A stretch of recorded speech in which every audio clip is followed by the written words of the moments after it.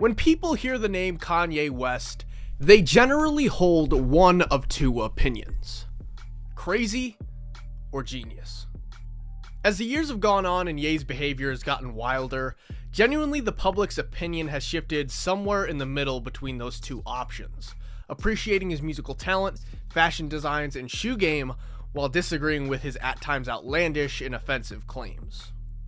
Ye has been cancelled on many different occasions, and people have their theories as to whether or not his controversies are done intentionally for attention or simply a product of mental illness.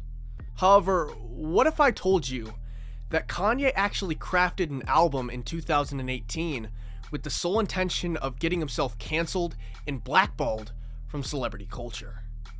In 2018, Ye would begin work on a 7-track project titled Love Everyone, a record described as if a psychopath tried to make an album by those who have heard it. Filled with songs that feature offensive slurs, an album cover with a picture of the very surgeon linked to his mother's death, and lyrics that would have undoubtedly made listeners uncomfortable, this album would have certainly stirred up conversation and controversy for Kanye West. And today, we break down everything we do know regarding Ye's unreleased 2018 project, Love Everyone.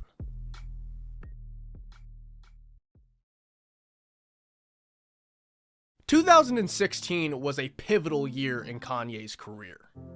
The life of Pablo cemented his status as a pop culture icon, but perhaps more significantly was what occurred on the tour that followed Pablo's release.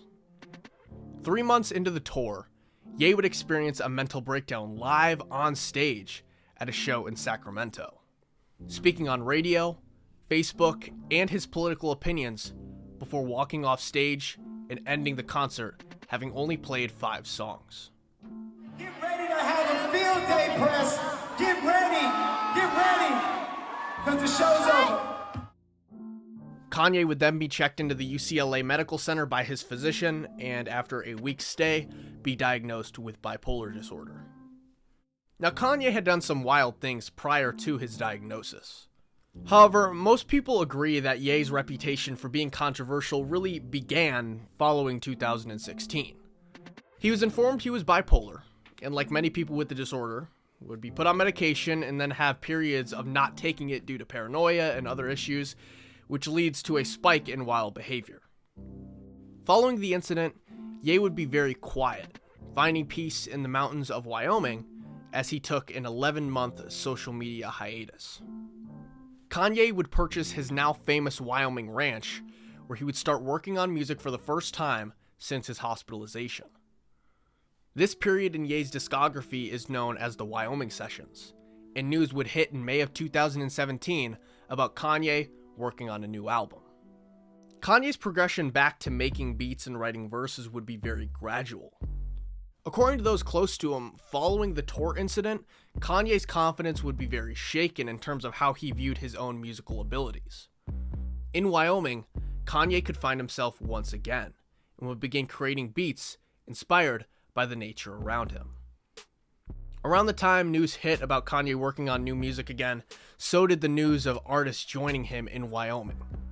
Of these artists, Pusha T would be one of the first seen, and in terms of Ye getting his confidence back, Push would play, allegedly, a pretty big role.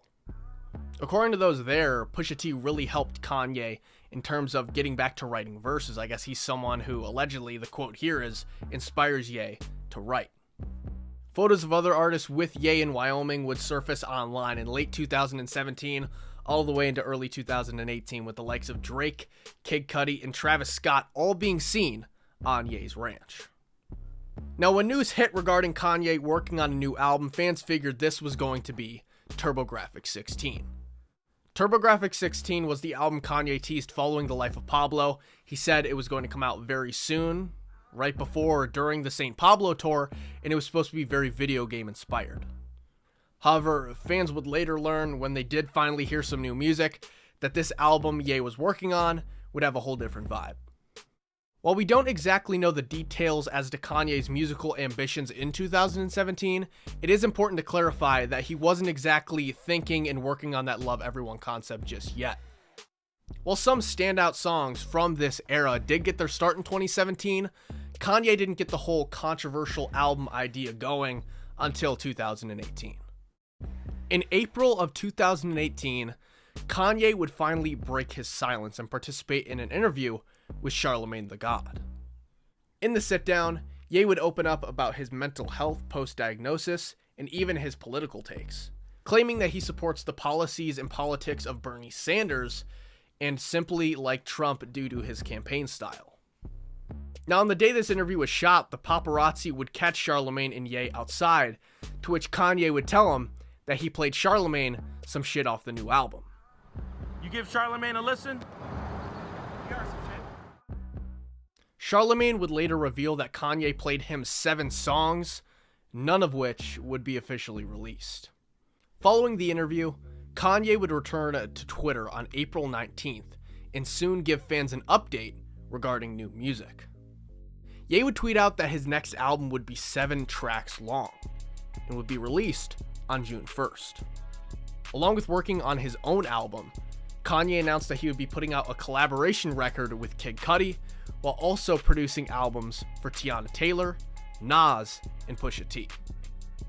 However, just as it seemed that Kanye was laser focused on music, producing 5 albums all at the same time, he would soon enter back into the world of politics. Kanye would double down on his political takes expressed in his 2016 Pablo tour rant, backing President Trump through various tweets. Ye would receive a shit ton of hate, and that hate would almost push him to further his support of the then president. You see, Kanye's always been someone who doesn't exactly like to be told what to do.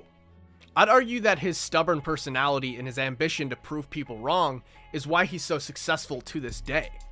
But it's also why Kanye went from simply admiring Trump's comedy and personality to wearing a MAGA hat and hanging out with Candace Owens. Many people in the music world, including his own former collaborators, would be very critical of Kanye at this point in time, as he was pretty much manipulated by these right-wing personalities. At the receiving end of all this hate, Kanye would respond with 2 very polarizing songs at the end of April. Among the people vocalizing their displeasure of Kanye's recent takes was DJ Ebro Darden. Ye would dedicate one of the singles released, titled Lift Yourself, to Darden, citing his bars at the end of the track as extra hard. If you don't know, Lift Yourself would drop on April 30th of 2018 and be a total troll of a track. A crazy beat, awesome sample, just plays out for 2 minutes, and as you get closer to the end of the song, Kanye's just talking to the mic being like, this next verse, these bars, they're crazy. And then he goes on to just spit total nonsense. Now, when this dropped, obviously, in 2018, it was super confusing. It made really no sense as to why Kanye, what was the point of this? But with hindsight, it kind of makes sense as to what his intentions were with doing this, who he was fucking with, and also, if he really got to do what he planned to do, it would have been really fucking dope, but he didn't get to do it. Now, it would be revealed years later that Kanye gave this beat to Drake back when Drake was hanging out with Ye at the Wyoming Ranch in 2017. So Kanye essentially dropped this track, one, to kind of flex his confidence as to not giving a shit what the public thought of him or his reputation at this point in time amidst all the Trump controversy, and 2, really just to fuck with Drake. He wanted to put this out before Drake could get in the studio, lay a verse down, and put it out. You know that shit would have been on the radio all summer long. It's crazy. And as petty as it seems, Lift Yourself perfectly displays Kanye's mindset during this Love Everyone era. Pusha T would go on to say that there was a finished version of Lift Yourself, yet Ye decided to release the version that he did. He was doing absolutely everything he could to get people talking, and this song was only the start.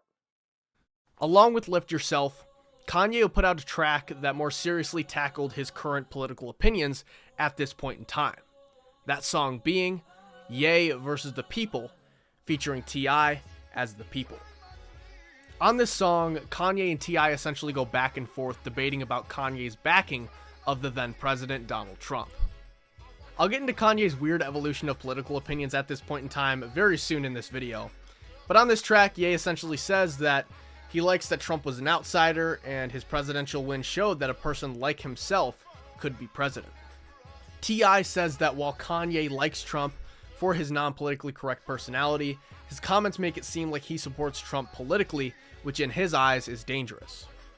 While Kanye's motives with putting on a MAGA hat was to try and unify people, specifically in the United States, T.I. believes that it makes it seem like Kanye is picking a side and therefore doing the exact opposite.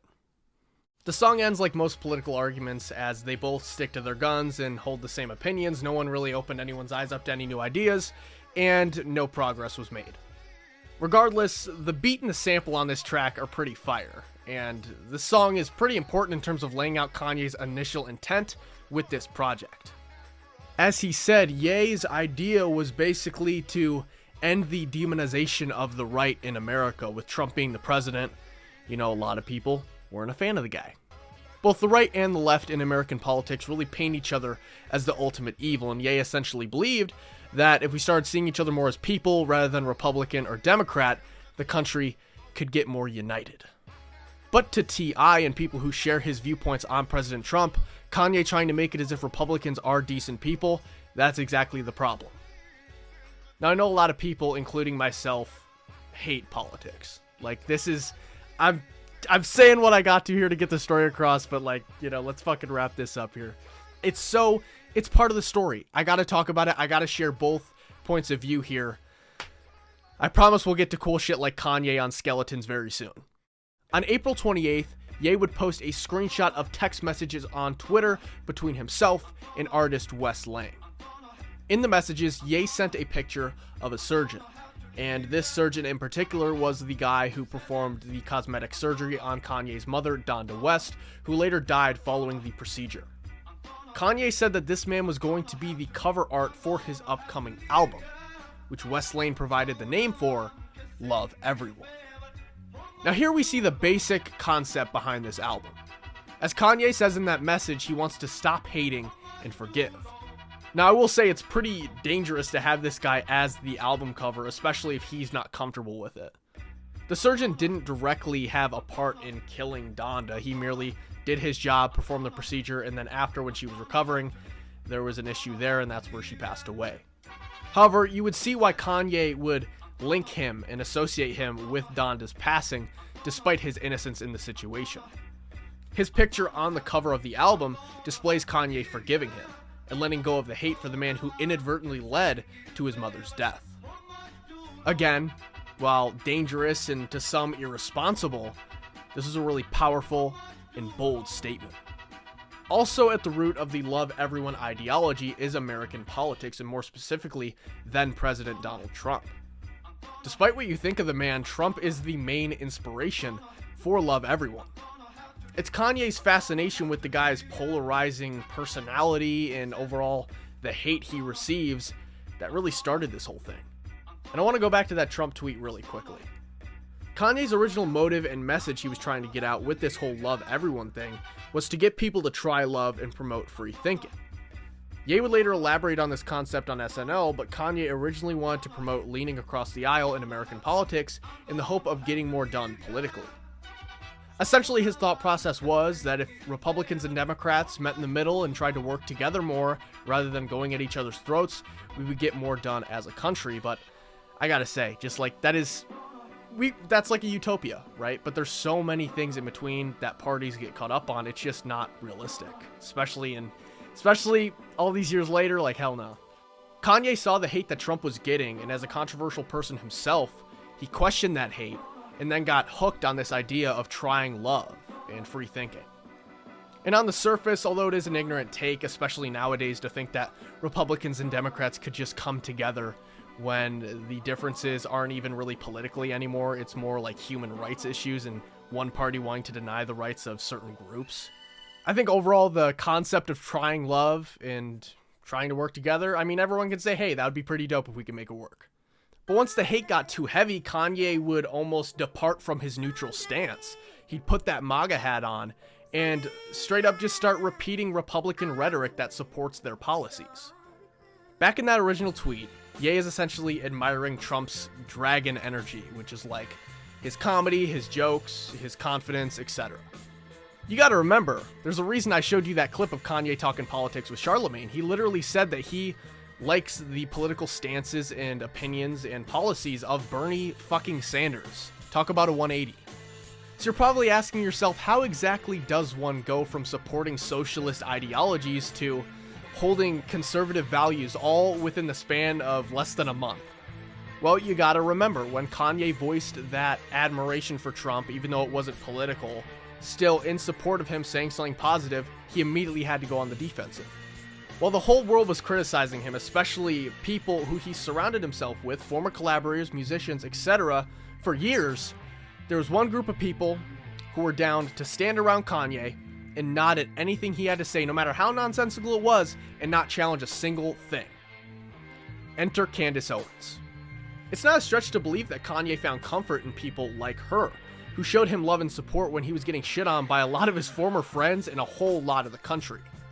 And immediately after hanging out with Kanyes, that's when you have Kanye going on Instagram and making these posts spewing out Republican talking points. Clearly, Kanye was manipulated, something he would agree with and acknowledge later on in 2018.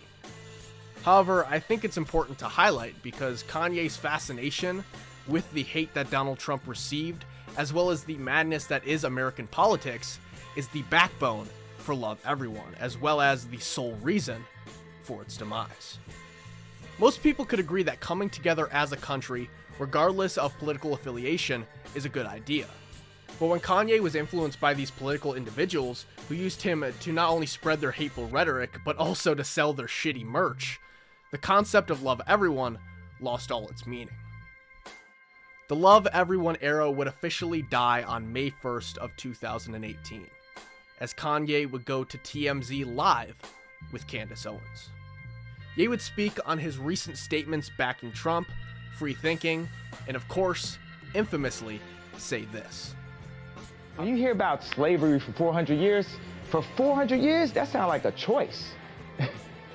Kanye's message had become completely incoherent, and apparently, he would realize that following the TMZ incident. While his intentions with the Love Everyone message was to unite people and combat hate, it sparked the exact opposite. Kanye would abandon the Love Everyone concept, scrapping the entire project and creating an entirely new album just 1 month before the release date. I completely redid the album after TMZ, you know, and we just sat there and like really honed in on the words, because also we know now it's like it's all headline and stuff, like every bar can be used, you know. It's even bars that we had about that. I took a bar off the album. Why? It was just too sensitive. It was about that topic and stuff, and I just like, yo, you know, I feel like the best thing I could do is sit there and go in that studio and keep chopping that thing that only I know how to do, and only me and my crew know how to do. After scrapping Love Everyone, Kanye would create the album we all know today as Ye, completely reworking the project in just 1 month. Now you may be saying, after hearing that full timeline, what exactly was career-ending about Love Everyone? Well, the details I just explained are simply what the public saw during this era. The actual contents of the album were far more controversial, and I suppose we should start by getting into what the album was going to be renamed. According to multiple people who were around Ye during this time, Kanye considered renaming this album Hitler. This recently was brought up a lot when Kanye said his anti-Semitic comments in late 2022. However, I don't think this is proof that Kanye has been like a lifelong Nazi, as some news outlets tried to insinuate when this news broke. If anything, Ye naming the album Hitler shows that he acknowledges how despicable and awful of a person he was. Naming the album about spreading love to everyone, even your worst enemies, after the most evil person in the history of the human race is an extremely bold move. One of the main points of this record was going to be about hate and who is more hated than Hitler. See, this is so weird to talk about now with the comments he did make, because while you can argue it's from an artistic point of view, kind of like West Side Gun with his HWH series, just after the comments he made in 2022, fuck it, let's just not talk about it anymore. But yeah, if he went through with that title, would have stirred up controversy alone. But the tracks on this thing and the elements and contents of them, pretty crazy too. I suppose we should start off with maybe the most infamous unreleased Kanye song of all time that just happened to be created during this Love Everyone era, and that song is DJ Khaleds Son. That's the name of the song, DJ Khaled, baby, we the best. Why the title? Well, Kanye says on the hook, I keep my gun everywhere I go, like DJ Khaled's son. Kanye is essentially saying that he is so controversial and hated that he has to keep a gun on him at all times to protect himself. And apparently, DJ Khaled was bringing his kid around all the time in 2018. Now listen, I'm pretty deep on the DJ Khaled lore. I watched that video of him getting lost at sea on the jet ski almost like weekly. And even I didn't know this, but The key is to make it. The key is to make it. now the controversial thing about this song is what Kanye says on his verse. While this leak isn't in super high quality, you can hear Kanye saying a bunch of homophobic and racist slurs, just overall a bunch of offensive words that would have got him canceled. This song essentially spearheads the whole theory that some people have, that this album was created intentionally to blackball Kanye from fame, because what other reason would there be to say all these slurs? The instrumental on this track would be performed by Mike Dean, the synth god. We gotta shout him out whenever we can. And I bring that up because although the lyrics on this track are really a pathetic attempt at just trying to be edgy, the instrumental's beautiful. What can you say? Mike Dean somehow, I mean, the man just goes off on the fucking keys. Now, from what we do know about this era, due to leakers, personally, I'm just reading what other people have said online. I would never listen to unreleased music. It is against the law, and it's fucked up, okay? And if you've done that, shame on you. I don't even want you watching my video. I don't support criminals, and I don't want you in my audience. Get the hell out, bro. Get the fuck out. Love Everyone did have a lot of fire-ass songs. Personally, one of my favorites is Simulation Baptize, aka My Choice.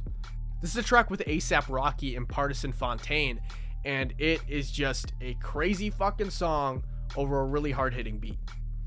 Now, Rocky and Ye don't have a lot of songs together, so just to be able to hear this is fucking awesome.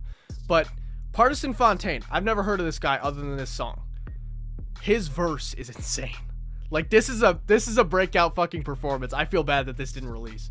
In Ye's verse, I'm not crazy about Rocky's verse, but Ye's verse on this shit is like, it's fire. It's good in its own way, but he has some lyrics that like definitely would have, people would have been like turning their heads at it and definitely getting fucking offended. The whole concept behind the song, specifically Kanye's verse, is like questioning the idea of parents getting their kids baptized before they could figure out what religious views they have on their own. However, Kanye has a line in here on his verse that is about getting Me Too'd, and it is just, it's weird to even put out there. Kanye says here, while Noah be fixing the EQ, I'm just waiting on the day I finally get Me Too'd, because essentially I did a lot of shit in my past. Like, insinuating that he, I don't know. I'm gonna be honest with you guys, like, I don't know. At the end of the day, it's music. It's a fire-ass song. I listen to this shit, and it doesn't bother me.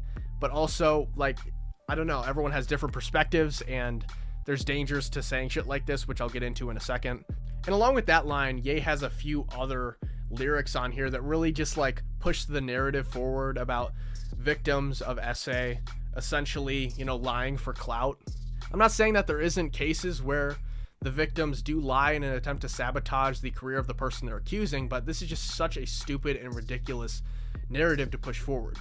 The percentage of victims who actually lie is so low. I don't have the exact number. I'm pretty sure it's less than 1% if you look it up. And honestly, it's just this type of shit in music, in culture, that makes, people who are victims of these types of crimes discouraged to come forward, which I think is total bullshit. I don't want to read these, but I got them up on the screen. I truly believe Ye was kind of going for the shock factor with these lyrics, but I'm glad he decided against going through with this type of, it's like an Andrew Tate type of energy. Now, there was a few Love Everyone tracks that did get released, and the one we're going to talk about first is Ecstasy. Ecstasy is a single that was released by Kanye in August of 2018, and it is a pretty weird track.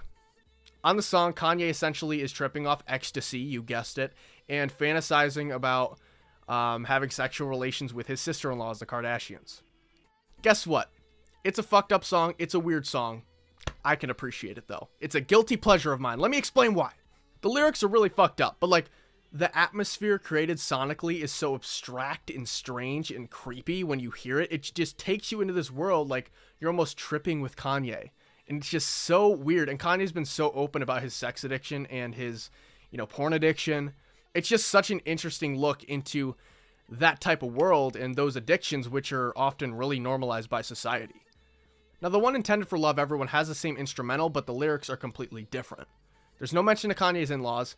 He's still on Ecstasy. He's still tripping. He's in the club, and he's talking about this one girl he's seeing there. So it's still that kind of vibe a little bit, but there's also a Ty Dolla $ign feature.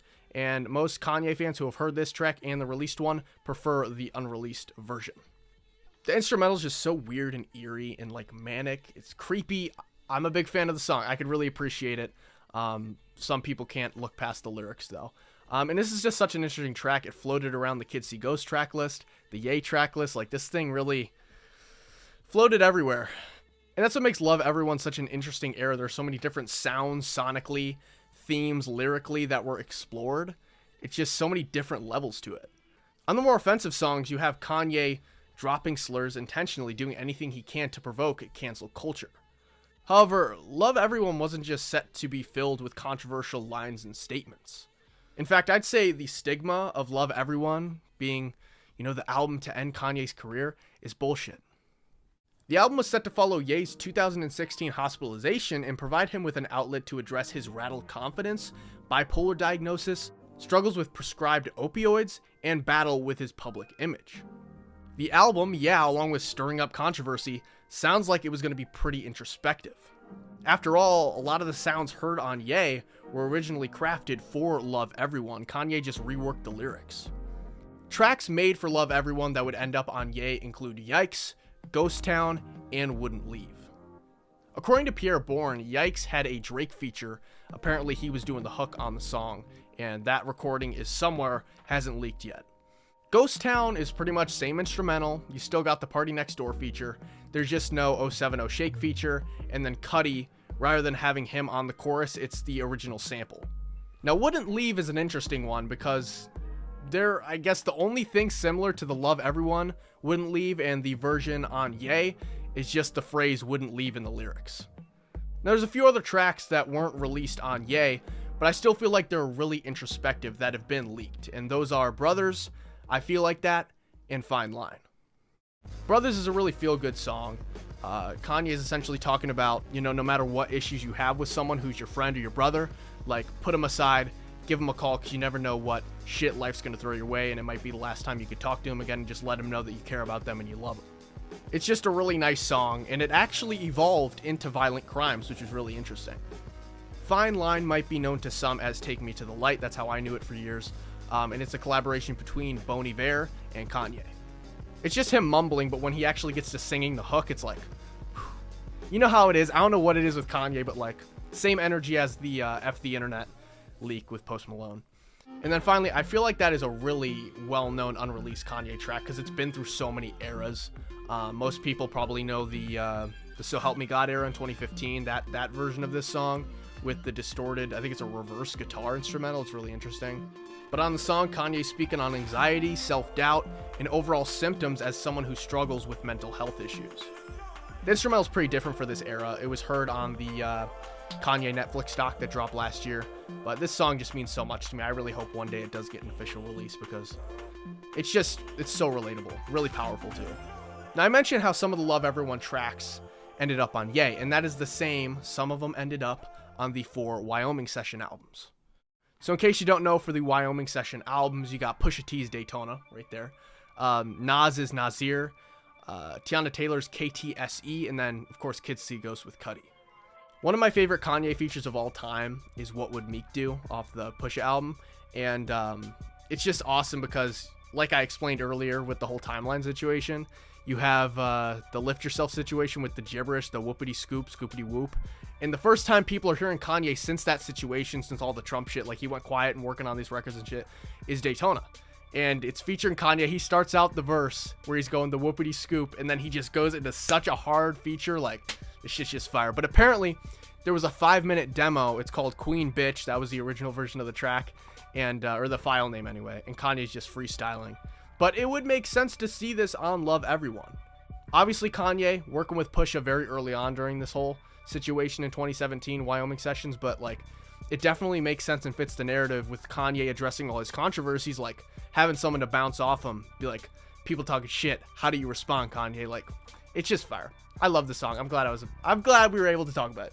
Also, we talked about how Charlemagne heard some tracks during this era in April of 2018, and I don't know if it was played for him there, but he confirmed that there was a solo version of Cop Shot the Kid off the Nas record. A lot of people shit on that Nas album. I don't know why. I really like it. I can appreciate it for what it was. Like, it's definitely grown on me for sure, but like Adam and Eve is such a fire song. Simple Things, I don't know. But another track on their white label, there is apparently a demo out there with Kanye mumbling over the beat trying to find a flow. I don't know if it was intended for Love Everyone, but who knows. Now, you may remember those two singles, Lift Yourself and Ye versus the People. They also had completely different versions intended to end up on this album. This is genuinely one of my favorite things about the Love Everyone era. So obviously Kanye releases the version of Lift Yourself with the gibberish at the end, right? Well, Pusha said, he confirmed, there's a version of the track with actual Kanye verse, actual lyrics, and he planned on dropping that on Love Everyone after he dropped that single. In and of itself, it's pretty cool he reworked it into a real song, but that's not the dope part, because he was going to have Pusha T feature on the track. Now, the thing that's crazy about that is, if you remember, this is the time where Drake and Pusha T were like, their beef was heating up. Could you imagine that? Kanye already put that out to fuck with Drake, and then you're going to put the real version out with the guy he's beefing with? Like, that would have been crazy. Also, just in general, I really like the Lift Yourself beat. To hear an actual verse on that, that would be fire. Unfortunately, Ye versus the People doesn't have as interesting of a story to it.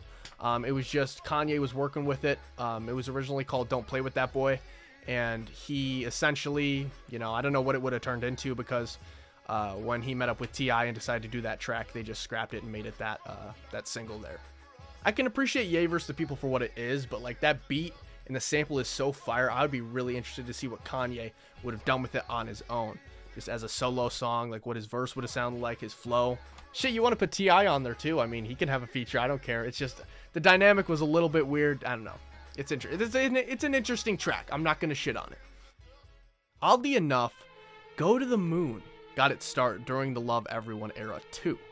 Now, you may know this track off the Playboi Carti album, Whole Lotta Red, dropped in December of 2020 with that Kanye feature, but if anyone knows and is familiar with Playboi Carti leaks, the Kanye verse that ended up on Whole Lotta Red officially wasn't the original verse. It's pretty similar, but it's not the OG one.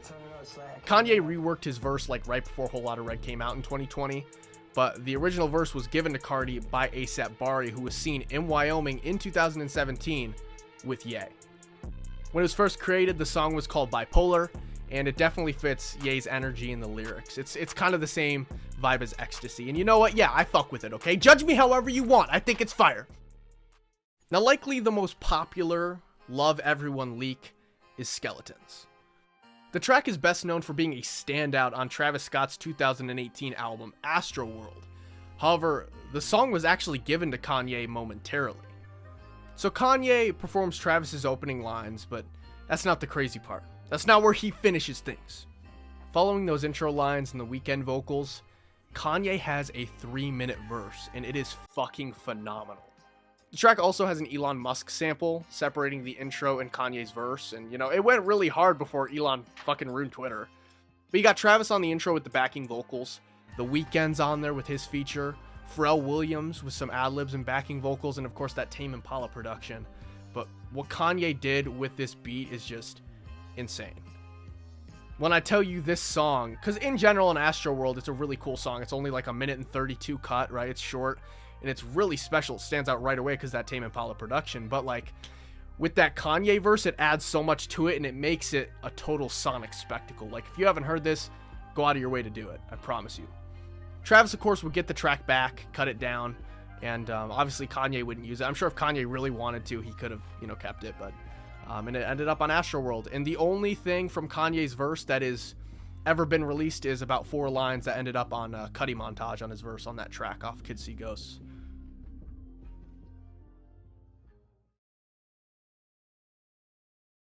So, there you have it. Ultimately, the question is, would Love Everyone have ended Kanye's career? Hell no. Especially considering all the wild shit Kanye's done recently, the Love Everyone era is not as wild as it once was considered to be. While Ye had some definitely wild ideas for a few songs, the album wasn't really meant to be a full controversial, cancellation piece.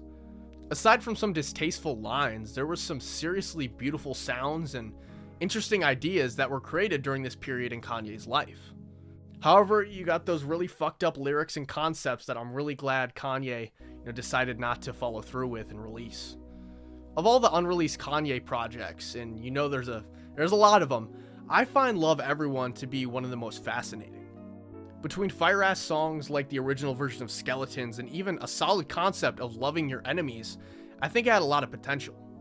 Additionally, with Kanye's identity as such a controversial and polarizing individual, I believe he's long overdue for an album that plays into that and addresses his relationship with the media and cancel culture.